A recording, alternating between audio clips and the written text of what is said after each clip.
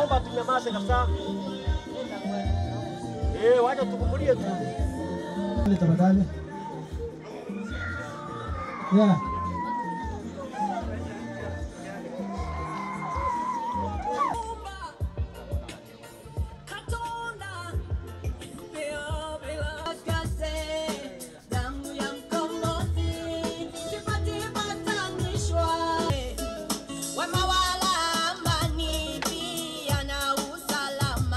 Nataka niombe serikali kwamba serikali ni kulinda wananchi wa Kenya na mali yao.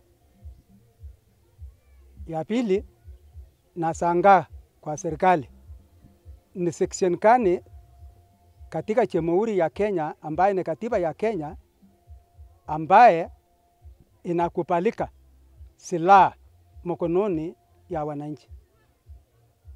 Naomba sana serikali watuambie ni katiba gani ambaye inakubalika wajambazi kuwa na mabunduki.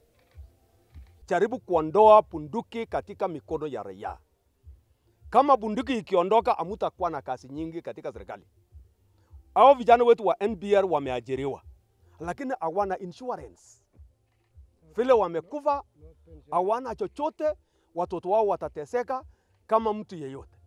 Nataka niombe serikali ya kwamba waweka hawa katika life insurance kila wakati. Hii issue ya banditry imekuwa ugonjwa ya lazima kwa sehemu ya Masai Masoi. Watoto, wazee, haibagui umri. Waja kifo ya lazima ya ugonjwa ama ya uzee. Kuna kifo ingine inaitwa banditry. Watu wanakufa kwa lazima.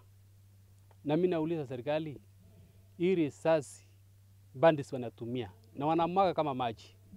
Sio risasi moja. Sijui kuna factory TRT ya marisasi ama inatoka wapi. Nauliza serikali.